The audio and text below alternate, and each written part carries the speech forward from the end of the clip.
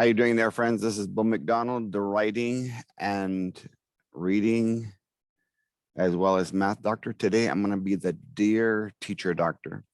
Dear in this series is going to be called Daily Editing, Extension, Essay, Application, Revising, and Reading.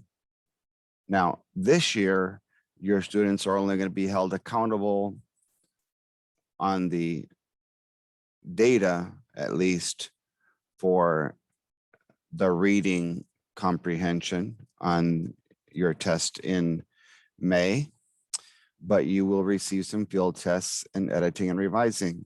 And I would be very bothered if schools were not making the effort to already introduce their students from 3rd to 8th grade in reading to the editing and revising. So that's why the D of Dear is so important, that daily from now until the test, it's going to be really important that your kids practice editing and revising along with the reading, but also because next year we're going to get field test items that are open-ended. There are going to be extended answers, just short answer responses, single sentence, up to extended, and possibly some essay responses in some grades. So I'm going to show you a little bit of that, all of that in this series.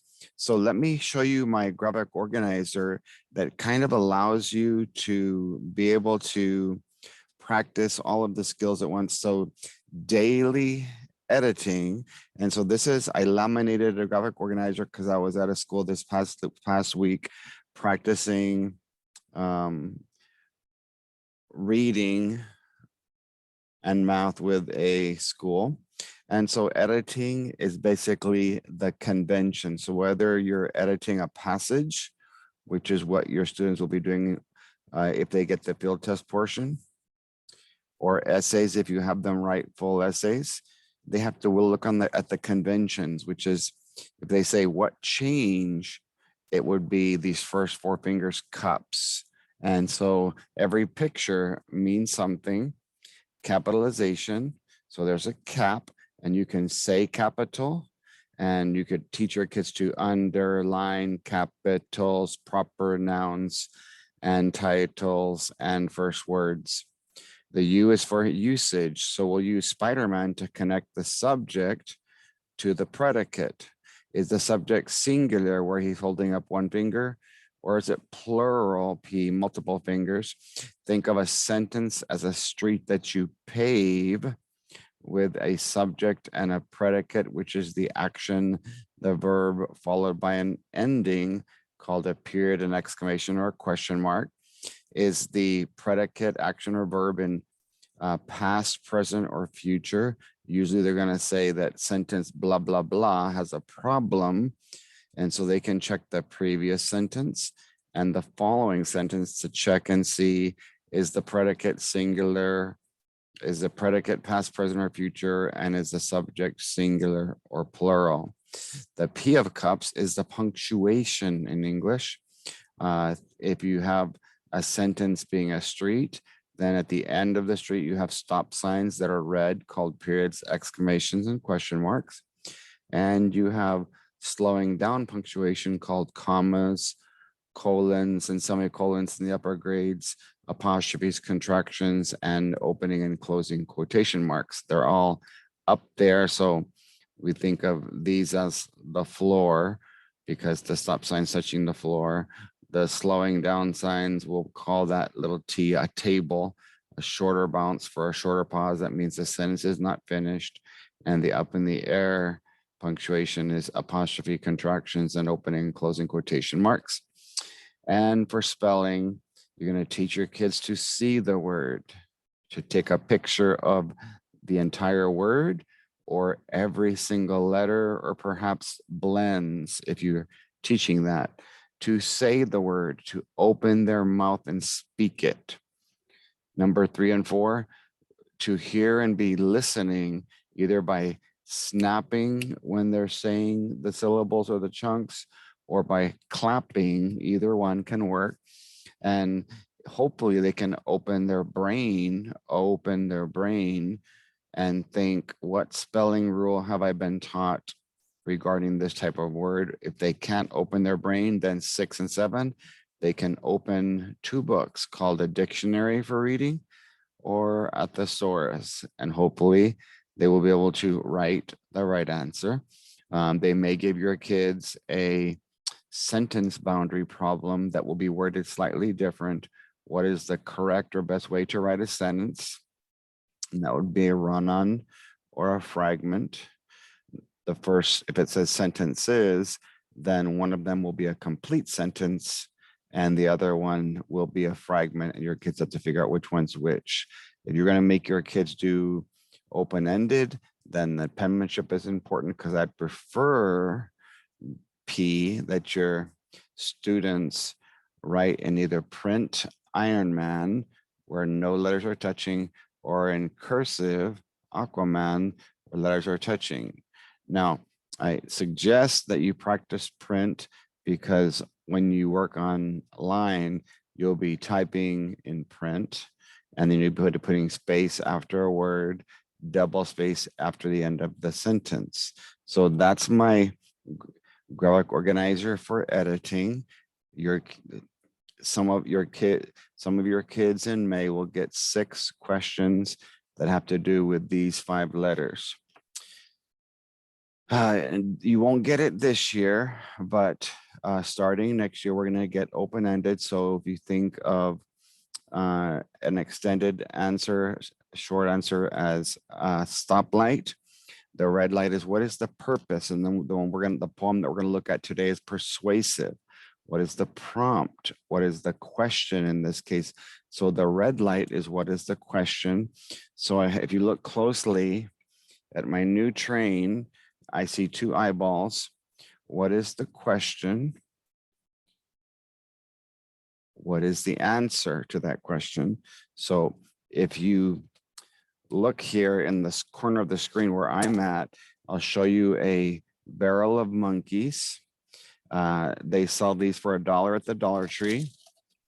And so I think if you can make things as kinesthetic as possible, let me come out of the camera for a minute so you can see this a little bit better.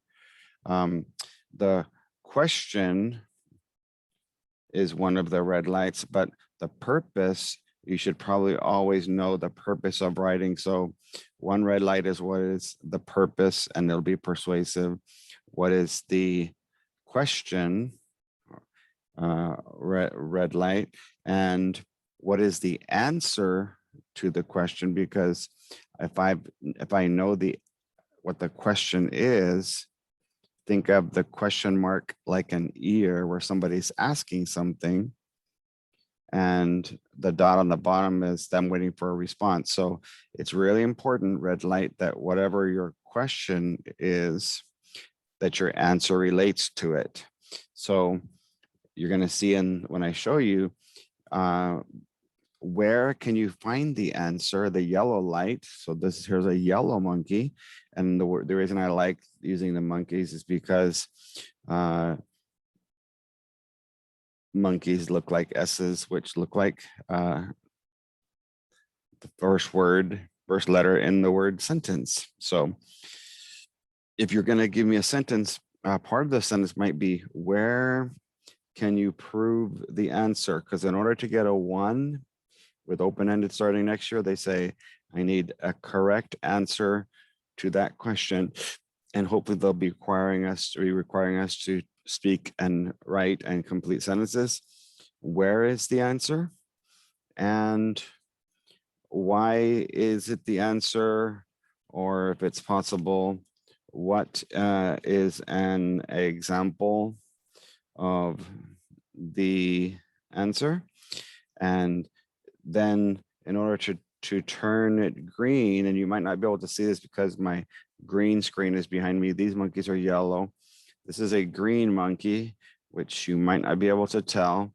I want you to teach your kids, if they're gonna have to go all out and do an extended answer, this green monkey here will be saying, explain your answer and explode your answer with higher vocabulary. And hopefully we'll have some sort of I'm going to bring this first red monkey down here to the bottom. What's your ending? What's your conclusion? One or two sentences that bring closure. And because part of essay is the ending, one type of ending is an extension, an application. What life application can we give based on the poem that we're going to look at today? So that's the essay. And then another portion of the graphic organizer, we have revision, and I'll show that to you now. Let me go ahead and make sure that you see the rest of the graphic organizer that comes with the purchase of the thematic unit on teacher appreciation. So there's the yellow. So what is the question? What is my answer? Red light, yellow light. Where could I prove it in the passage to turn a 1 into a 2? Where could I prove it? And why is it the answer based on the text? Give me an example from the text.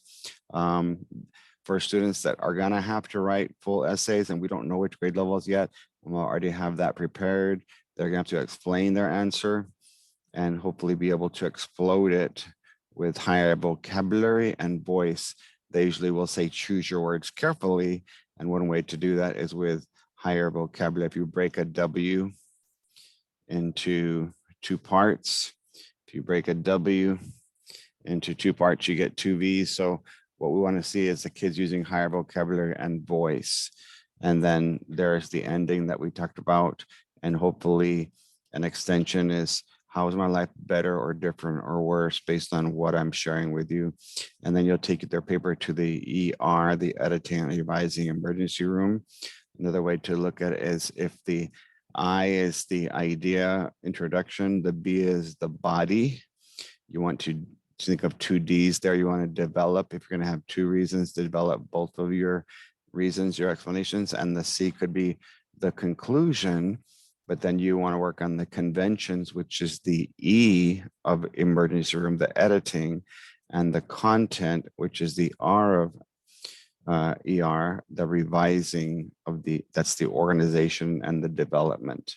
So our last graphic organizer is on the top half, reading for comprehension. It combined, because it's called a revising graphic organizer, combined with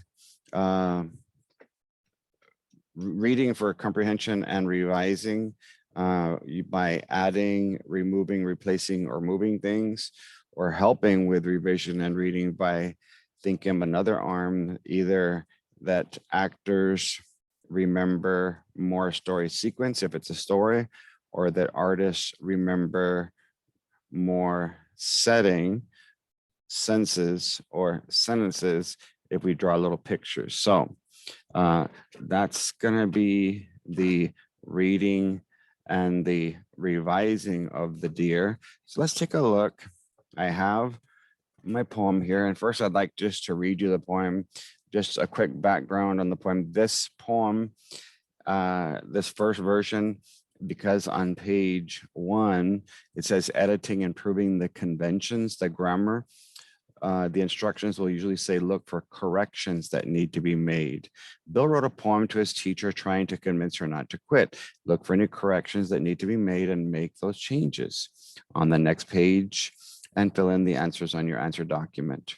So a few years back, I was at a school where the students were having a hard time understanding what it meant to be respectful and courteous to each other and to authority.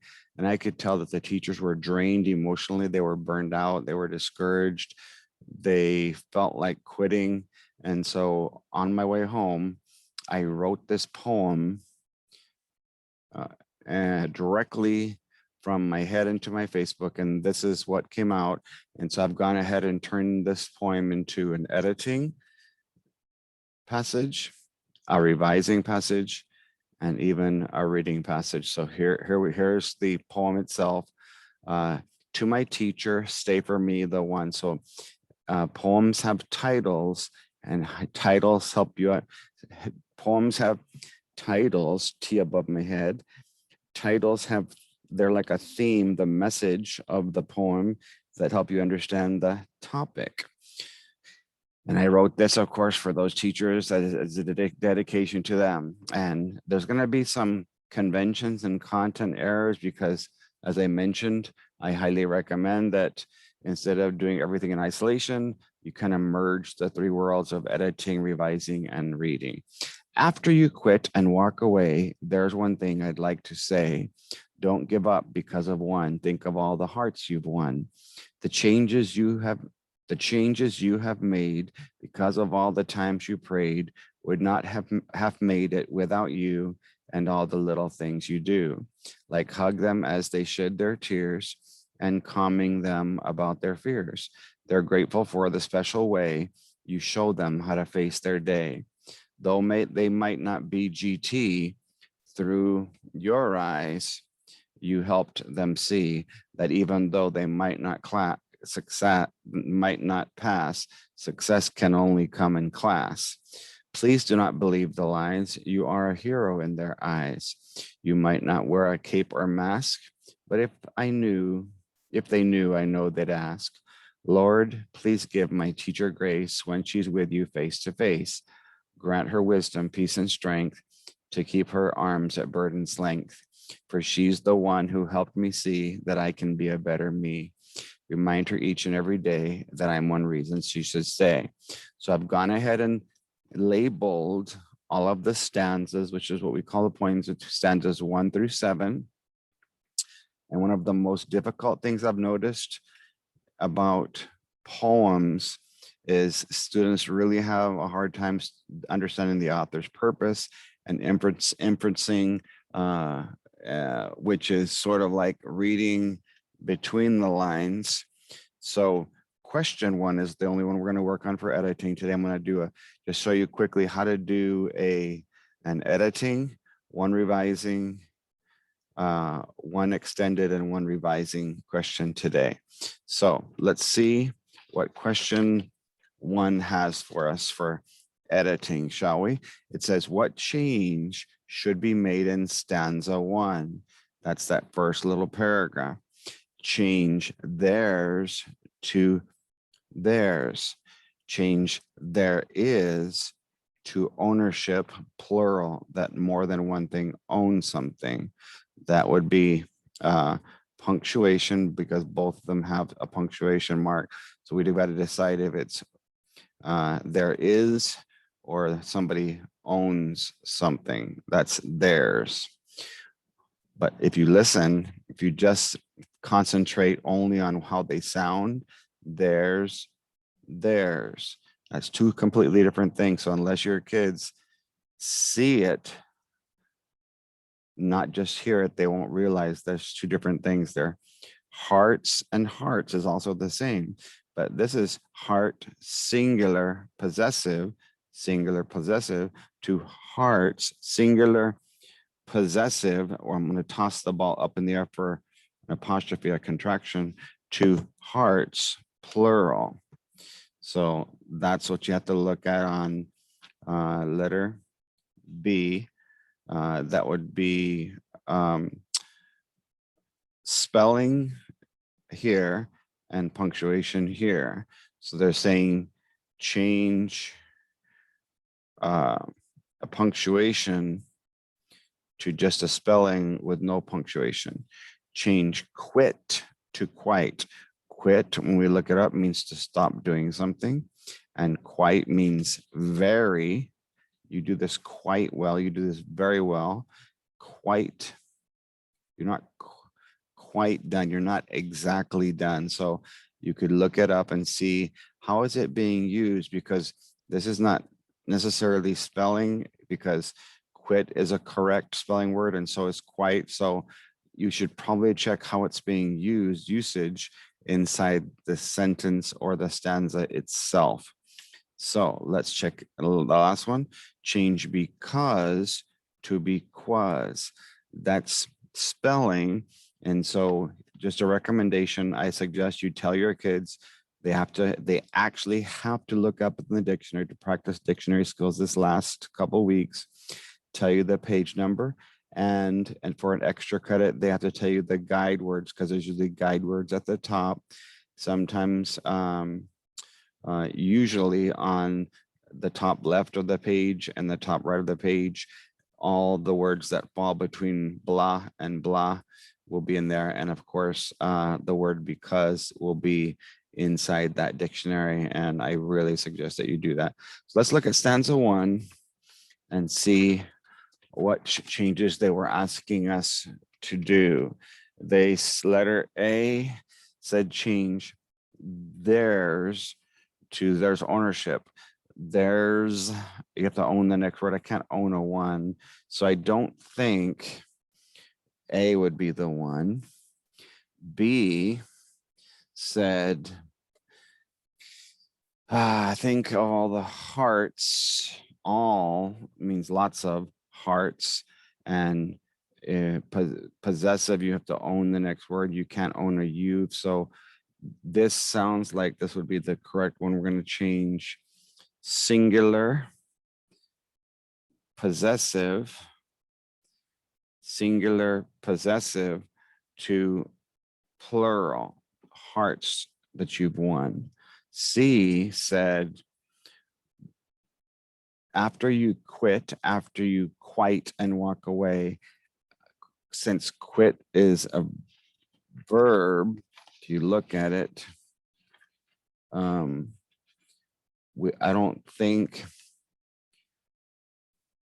we're talking about quite, so we don't want to change what you do to something describing something.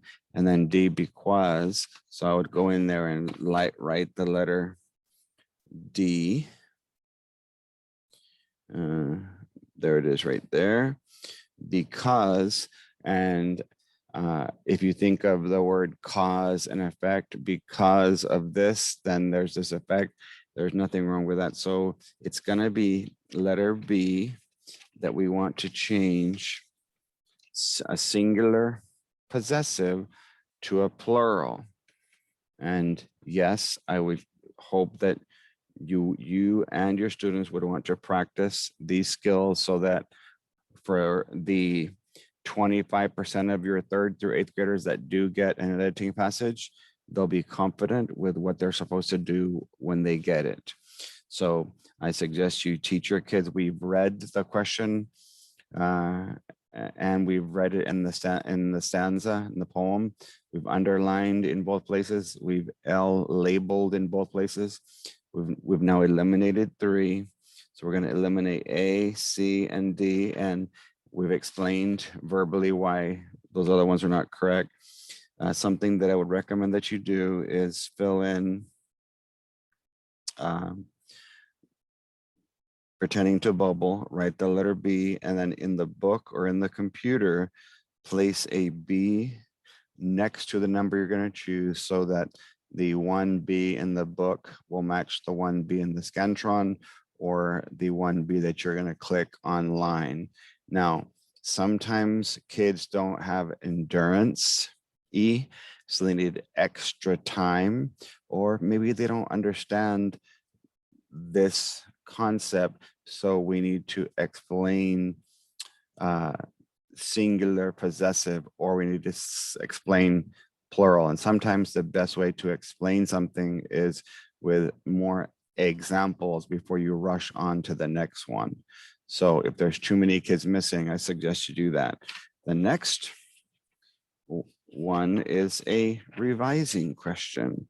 So I've done the same thing with number 9, starts the revising. What transition word would best replace after on line 1 of the poem and improve the intended meaning of the author? So A says change after to while. So I remember it said after you quit and walk away is the context. So while you're quitting, at the same time that you're quitting, think about these things. When you quit, during, since those two are very similar, during is the same time, you could probably guess they're not going to pick an answer that has an answer that's too similar. So the two distractors, the two close ones are since you quit, because cause and effect causes since, and whatever happens next is the effect. Since you quit and walked away, what is the next thing? Or let's say, let's move back. Before you quit, back up and think before you quit and walk away. So let's go ahead and take a look at the content so we can decide which is the best one. So there it is. Since it says here, don't give up because of one as part of stanza one, we can infer if that's the content of that stanza, this is stanza number one, and everything has a main idea. We would read between the lines and think, okay, well, apparently that the person hasn't quit yet, or they wouldn't be asking the teacher to give up. So I would think that we would change after you quit to before you quit, that they're maybe in the process of making that decision. So that's my best guess there, that we would put before. And then again, as an extension or an example, you could have your kids give you a sentence: before you do this, then you should do something else. Before I wake up every morning, I have an awesome dream. After I wake up every morning, I drink a cup of coffee or some milk. So have them practice before moving back and after moving forward. Adelante, Spanish is forward. Patras, Spanish is backwards. So for your kids, have Spanish language understanding that might help some of them. So that would be my revising. And if revising is improving the content, the organization or the development. And so usually revision, about the fourth of your kids, they're going to get a revising passage as part of their field test next month. They're going to be looking for the word revision, or it'll have a cover page that does say revision on it if they're going to get one. Okay. So before we do a reading question, I thought I would practice one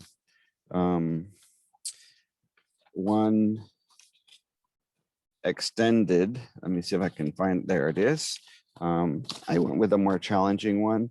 Here's one where the students might have 2 or 3 answers to questions, sentences to respond. The question said, what sentence or sentences could be added after the poem that would give a specific real life,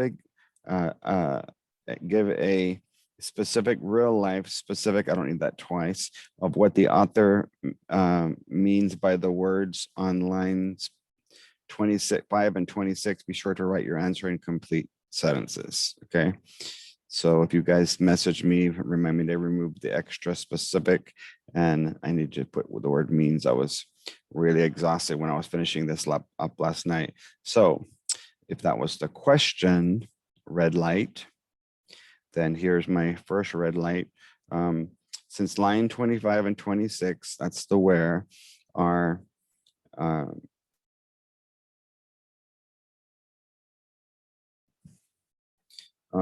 mentioning that the teacher has helped the student see that he or she can be a better person. One example of that could be listening better in class to what other people are saying, periods. That would be one monkey. Now, if you allow for a dependent clause, and there's a comma there, you could say, okay, I'm going to give you one red monkey for this part of your sentence, the dependent clause, and another red monkey for the independent clause, and then the example part, taking it one step further. When you hear noise, but you don't actually listen, my brain is saying pause there. You, your audience becomes like Charlie Brown's, I do have an apostrophe there, it's just hard to see, Charlie Brown's teacher, instead of another person trying to share information or wisdom with us, period. So that would be our second monkey. And again, like if you're going to teach or reward dependent clauses or coordinating conjunctions, you could give one, possibly two or three monkeys for this sentence as well. So that's what an open-ended short answer response. This would be an extended, probably, I would imagine that 4th and 5th grade might have to do something like this. 6th, 7th, and 8th would have to have a little bit longer responses. And 3rd and 4th might have just one or two sentences. Like in my editing, I have one, and I'll do it on the next one for you. It's just a simple answer to a simple question. So basically it would be the red light is the question and the red light is their answer and a complete sentence, but it does say why it should be made. So we can say, okay, we're gonna call for a 1, you've got to tell me the answer. And for a 2, you've got to tell me why it should be made, the change. Okay. And our last thing for today, we're going to try to do one reading question. And again, if this was your whole reading block, then we practice. We've so far practiced an open-ended response. We've practiced an editing. We've practiced a revising. Now we're going to practice reading, the one that really counts. Now, if you're one of those teachers that said, let's do priority, well, do your reading question first, or your questions. Then you can practice one editing, one revising, and get them used to answering open-ended. All right. So in line 12, the word face means, so this is one of those simple word meaning questions, but whenever there's multiple meaning words, I want you to think of the acronym.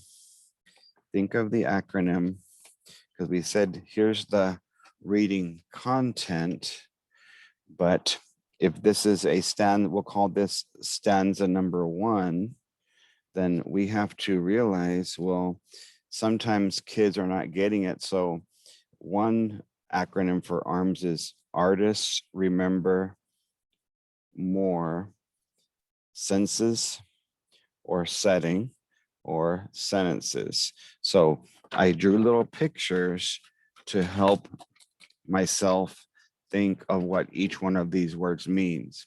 So before I even look at the context, the content, I'm just going to look at the word itself, face. Part of a person's head is their face. So there's a picture of someone's face, and that's a noun. One side of a three-dimensional figure, one face.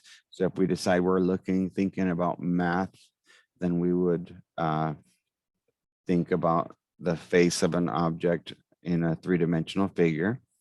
That's a noun. Look at carefully. So I just drew a picture of someone, and this, I'm not an artist. I don't claim to be one, but I'm just using the acronym.